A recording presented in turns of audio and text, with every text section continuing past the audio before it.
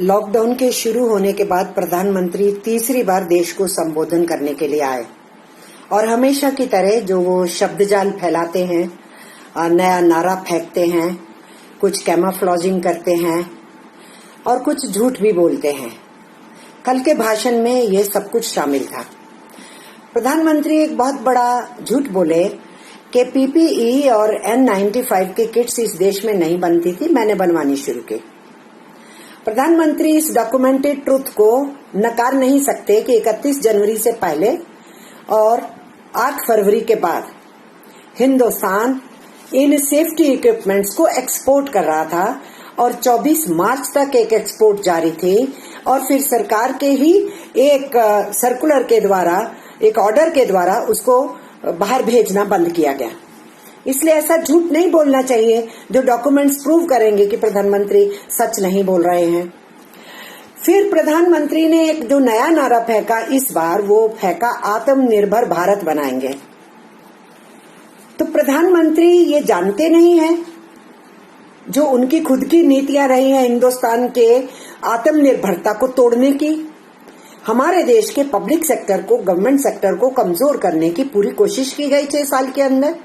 हमारे public sector को और गवर्नमेंट सेक्टर को 100% विदेशी पूंजी के आगे फेंकने के फैसले लिए गए और विदेशी पूंजी को ज्यादा से ज्यादा रियायत देने के लिए हिंदुस्तान के श्रम कानूनों को कमजोर किया गया और उसके साथ साथ हमारे किसानों की जमीन को बड़ी आसानी से छीन लेने के लिए कई बार ऑर्डिनेंस लाए गए। तो कौन सी आत्मनिर्भरता की बात कर रहे हैं प्रधानमंत्री? मैं बताना चाहती हूँ मिस्टर प्राइम मिनिस्टर, हमारा देश आत्मनिर्भर है जिसकी आपने कमर तोड़ने की पूरी कोशिश की। वो आत्मनिर्भर भारत कौन सा है? हमारे देश के करोड़ों मजदूर जो सिर्फ पगार पे जिंदा हैं, जो स्वतः रोजगार हैं, जो दिहाड़ीदार हैं, जो अपने गांवों को छोड़ के दूर दराज काम करने के लिए जाते हैं, माइग्रेंट वर्कर्स हैं। हमारे छोटे किसान हैं, मंझले किसान हैं, हमारे खेत मजदूर हैं। गांवों के अंदर भी अपनी रोजी रोटी को स्वतः चलाने वाले लोग भी हैं। इनकी गिनती 110 करोड़ से लेके 120 करोड़ तक पड़ती है। ये आत्मनिर्भर लोग हैं जो अपनी रोजी रोटी चला रहे हैं। उनके ऊपर गाज गिरी ये जो अचानक लॉकडाउन बिना तैयारी के आपने किया, उनके लिए कल के भाषण में आपके पास एक भी लफ्ज नहीं था और आपका पूरा का पूरा ये जो सपना दिखाने का काम था और 20 लाख करोड़ के पैकेज की जो आपने बात की, फिर से आप इस देश की बिल्डर्स लॉबी, कॉरपोरेट घराने और दुनिया की वित्त पूंजी, उन सबकी सेवा में आप कैसे जुड़ेंगे? आप केवल उन्हीं चीजों का संज्ञान ले रहे थे। लोकल की बात कर रहे थे ना आप। आपके जो लोकल के उदाहरण थे, वो सप्लाई जो है, वो सप्लाई चेन इस देश के लोग दशकों से कर रहे हैं। लेकिन आप जिस सप्लाई चेन का चर्चा कर रहे थे, वो सप्लाई चेन है एक्सपोर्ट ओरिएंटेशन की और बड़े क्षेत्र की। आप उस सप्लाई चेन की चर्चा कर रहे हैं। उस सप्लाई चेन में हमारे गरीब जो सप्लाई चेन में शामिल होता है, आपका कहीं भी उसके लिए कोई दुख नहीं झलका है कल के भी आपके भाषण के अंदर।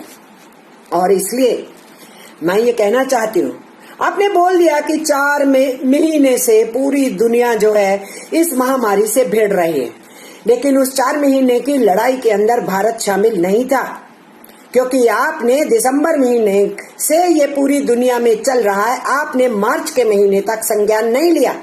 आपकी पार्लियामेंट चलती रही, आपने पार्लियामेंट को कॉन्फिडेंस में नहीं लिया। मैं ये बात पहले भी कह चुकी हूँ, मैं दोहरा रही हूँ, आपने सरकारों को, राज्य सरकारों को कॉन्फिडेंस में नहीं लिया। हमारे देश के मजदूरों को, किसानों को कॉन्फिडेंस में नहीं लिया, नागरिकों को कॉन्फिडेंस में नहीं लिया। और आपने अचानक पहली बार 19 मार्च में जो घोषणा भी की तो देश को नहीं बताया कि कितना बड़ा लॉकडाउन करने वाले हैं।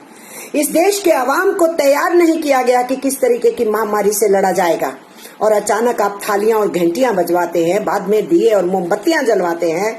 लेकिन जो हताश हो गया करोड़ों की गिनती में, जिसका 20 मार्च के बाद वेतन नहीं मिला, और वो ये सोच के कि आपने कहा है 18 दिन में महाभारत लड़ा गया था और जीत लिया गया था, 21 दिन के अंदर, 21 दिन के लॉकडाउन में कोरोना पे जीत हासिल को हो जाएगी, और वो ये सोच के कि प्रधानमंत्री ने कहा है 21 दिन में फारिग हो जाएंगे, वो अपने कष्ट को सहने के लिए तैयार रहा। अब तो 47 दिन हो चुके हैं।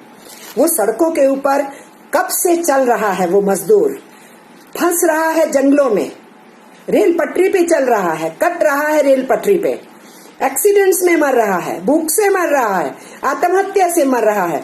हमारी वो माइग्रेंट वर्कर बहनें पैदल चल रही हैं प्रेगनेंसी की हालत में। एक ने तो परसों बच्चे को जना है सड़क के ऊपर। और इस तरीके से हम ये देख रहे हैं। उनकी क्या, जिनके लोग एक्सीडेंट्स में मर गए। आपने कहा कि गांवों की तरफ देखो, ये सब गांवों की तरफ ही तो जा रहे थे, जिनको पहुंचाने का इंतजाम आपने नहीं किया। और अभी भी जो लोग फंसे हुए हैं आपके पास, उनके लिए ब्लूप्रिंट नहीं है। विदेशों से आने वालों के लिए आपके पास ब्लूप्रिंट मौजूद है। और इसलिए आपने बीच में पूरा प्रयास किया कि मजदूरों को रोका जाए, जाने नहीं दिया जाए। आपकी सरकार ने रेलें चलाने से बीच बीच में रोक दिया। ये सब कुछ आपने किया और आप ये कह रहे हैं आत्मनिर्भर भारत बनाएंगे। और जो आत्मनिर्भर भारत है, खुद कमा के खुद खाता है, उसके लिए आपके इस पैकेज के अंदर कुछ भी शामिल नहीं है। उसकी आपने बात नहीं की, उसके कष्ट के साथ आपने आवाज नहीं उठाई। और आप बात क्या कर रहे थे चीफ मिनिस्टर्स के साथ? कंपैशन होना चाहिए, स्टेट्समैनशिप होनी चाहिए। ये कंपैशन है मिस्टर प्राइम मिनिस्टर कि आपने एक लफ्ज नहीं बोला कष्ट में रहने वाले लोगों के लिए, और आपने कह दिया कि तपस्या कीजिए और त्याग कीजिए। जो लोग नवाले के लिए तरस रहे हैं, कैश नहीं उनके हाथ में, उनके लिए आप त्याग और तपस्या की बात कर रहे हैं। एक और बहुत बड़ा झूठ आपने बोला कि सबको कैश मिल गया घरों में बैठ के, आपको चिंता नहीं हुई डिजिटल इंडिया में। झूठ बोल रहे हैं। जो कवर्ड हैं वो भी सारे कवर नहीं हुए कैश ट्रांसफर में। जो किसी स्कीम में कवर नहीं होते, हमारे गरीब गुरबा, उनको कुछ नहीं मिला। जिनके पास राशन कार्ड्स हैं उनको भी 100% कवरेज नहीं मिला। जिनके पास राशन कार्ड नहीं वो भी उसी बदतर हालत में हैं, उनको राशन नहीं मिला। और अभी भी लंबी लंबी लाइनों में फिजिकल डिस्टेंसिंग की परवाह किए बिना मजदूर 6-6 घंटे खाने के इंतजार में खड़ा रहता है। आपने संज्ञान नहीं लिया। उन 2 बच्चों का भी संज्ञान नहीं लिया जिनका पिता उनकी माँ को साइकिल के ऊपर वापिस अपने गांव लेकर के जा रहा था और वो बच गए हैं, माँ बाप मर गए हैं। इसलिए मिस्टर प्राइम मिनिस्टर, आपका दिल धड़कता है कॉरपोरेट घरानों के लिए, विदेशी पूंजीपतियों के लिए और इस देश की बड़ी बड़ी लॉबी के लिए। इसीलिए आपके पैकेज के अंदर उनके लिए कुछ नहीं था।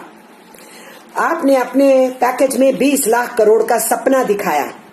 वो काफी है आपके देशभक्तों के लिए जो तथाकथित आपके भक्त हैं।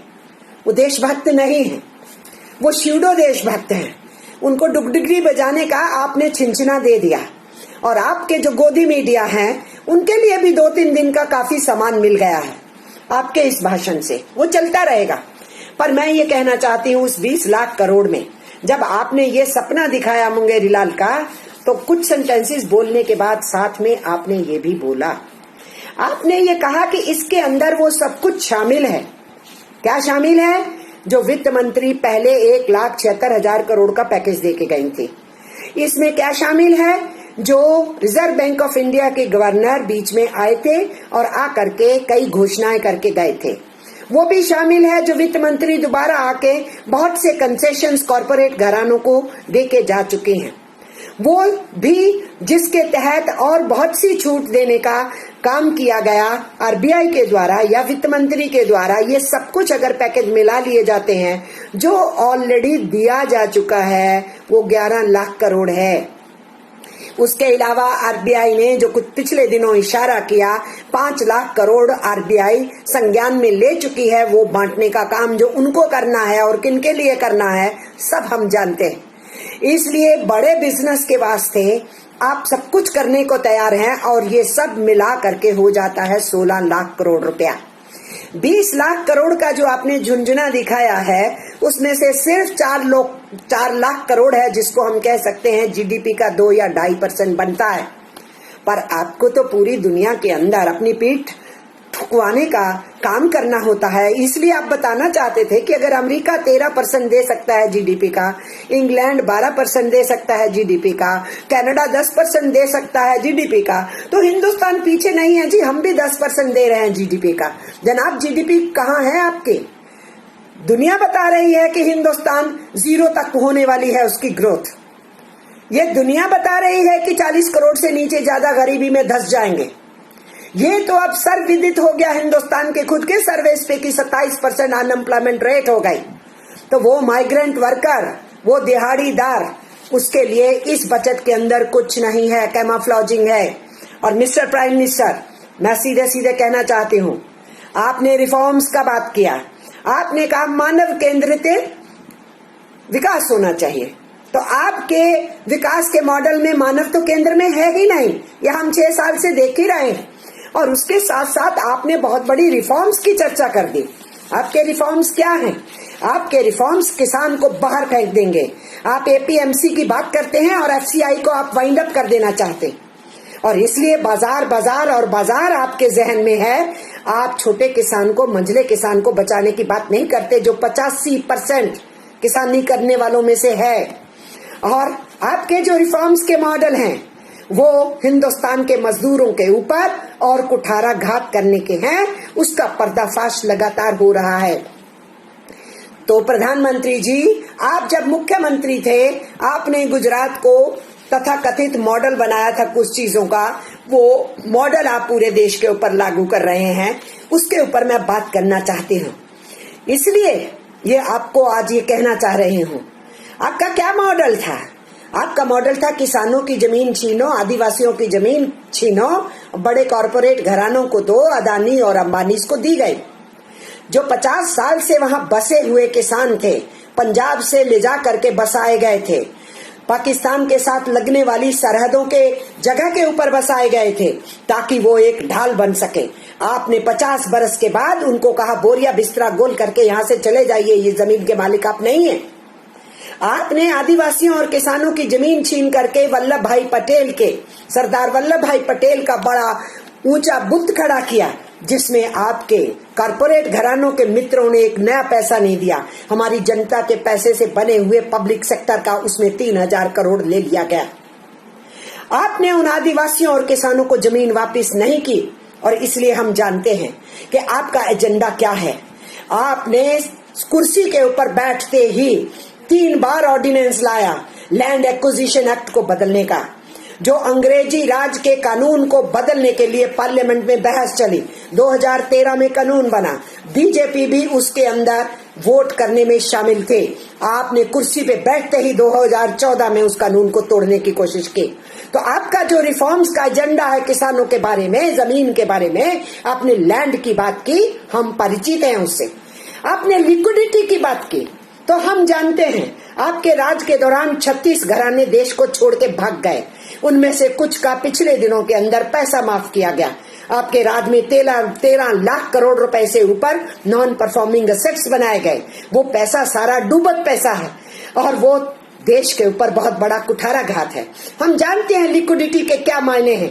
नोटबंदी के टाइम में सारी जनता का पैसा निकलवा लिया गया, ये सब हम जानते हैं। उसकी लंबी बखान आज हम क्या करेंगे।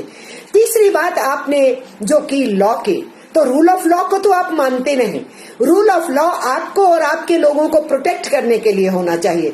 रूल ऑफ लॉ जो विरोधी हैं, जो आपके ऊपर उंगली उठाते हैं, आपकी पॉलिसी का क्रिटिसिज्म करते हैं, उनको बंद करने के लिए इस्तेमाल किया जाता है।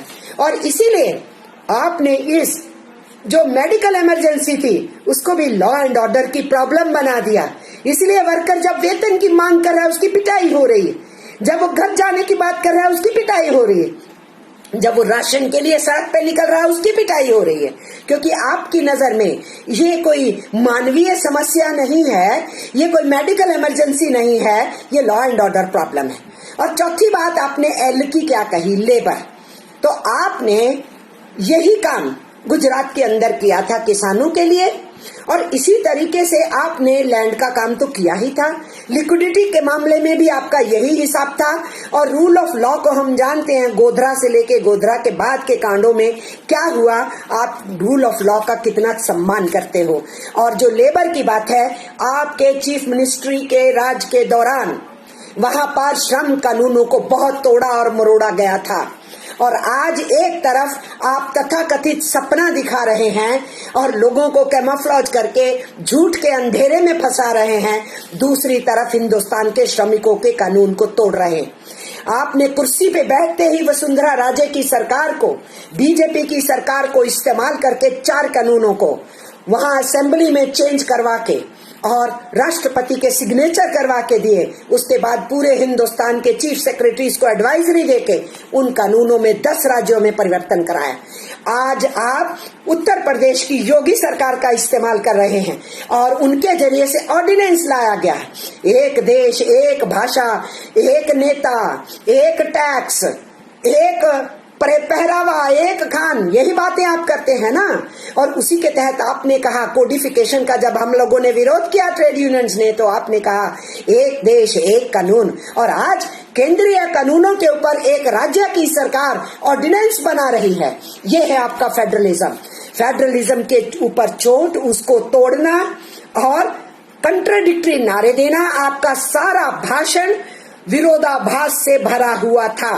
और आज उस ऑर्डिनेंस के जरिए से आप मध्य प्रदेश, यूपी और गुजरात की सरकारों के जरिए से हिंदुस्तान के मजदूरों के 134 वर्ष के संघर्षों से हासिल किए हुए उनके हकों के ऊपर कुठाराघात कर रहे हैं। और आपने जो कहा हम रिफॉर्म्स करेंगे, वो रिफॉर्म्स सीधा सीधा इशारा है कि आप श्रमिकों की पिटाई करना चाहते हैं। इसलिए आप स्लेव लेबरी की तरफ हमारे देश के मजदूरों को धकेल रहे हैं। आत्मनिर्भर जो अपने कमाता है खाता है, आज आप उसको बॉन्डेज में डालना चाहते हैं।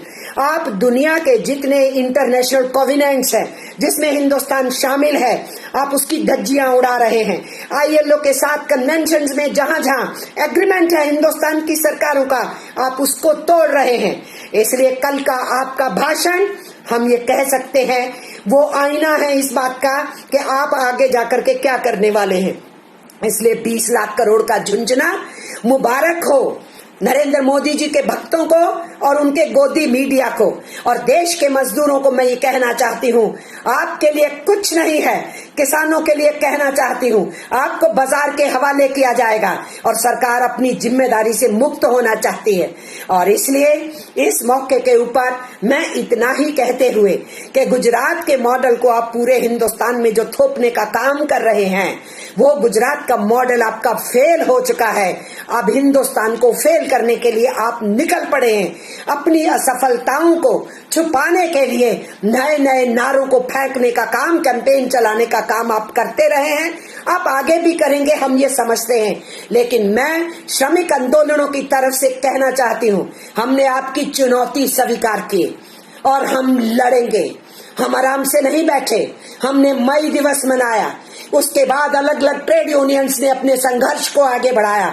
हमने जो चिट्ठियां आपको लिखी, आपने जवाब तक नहीं दिया। हमने श्रम मंत्रालय को लिखी, जवाब तक नहीं आया। और आप अपने श्रम मंत्रालय का इस्तेमाल कर रहे हैं। सारे राज्यों को आपने कहा कि जो 134 बरस पहले का हमारा जो कानून था 8 से 8 घंटे के काम का, आपने सबको संदेश दे दिया कि 8 घंटे को 12 घंटे कर दीजिए।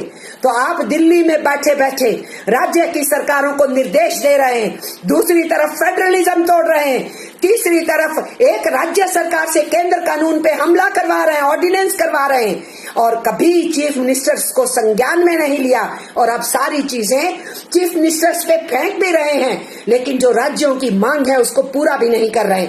आपने हिंदुस्तान को अराजकता में फेंका है। एक रात सपना आया, अचानक लॉकडाउन कर दिया गया, और फिर सपने पे सपना जो आता रहा उसको आप लेकर के आगे बढ़ाते रहे। जवाब दीजिए ना। आप तो कह रहे थे 18 दिन में महाभारत जीती गई, 21 दिन में कोरोना को हरा लेंगे, लोगों को झांसा दिया आपने। और आज बात करते हैं कोरोना तो अभी बहुत देर चलना है, इसलिए लॉकडाउन और रहना है और हमको रिफॉर्म्स करना है और हिंदुस्तान को बड़ा ताकतवर बनाना है।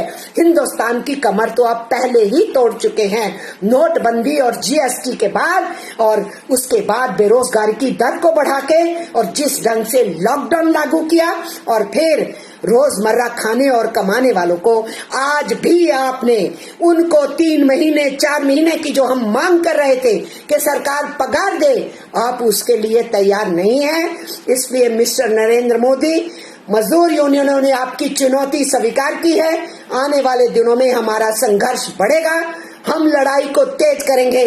हम आराम से नहीं बैठे, हम अंग्रेजों से लड़े थे, तो हम अपने आजाद हिंदुस्तान में अपने ही देश के लोगों द्वारा चुनी हुई सरकार, चाहे अल्पमत की वोटें लेके ज्यादा सीटें लेकर के बैठी हुई सरकार हो, हम उससे लड़ेंगे और भिड़ेंगे। आम आवाम से मैं कह रही हूँ, लड़ाई के लिए तैयार रहें। श्रमिकों से मैं कह रही हूँ, किसानों से कह रही हूँ, आने वाले दिनों में गहन संघर्ष होगा, हम उसकी तैयारी करें।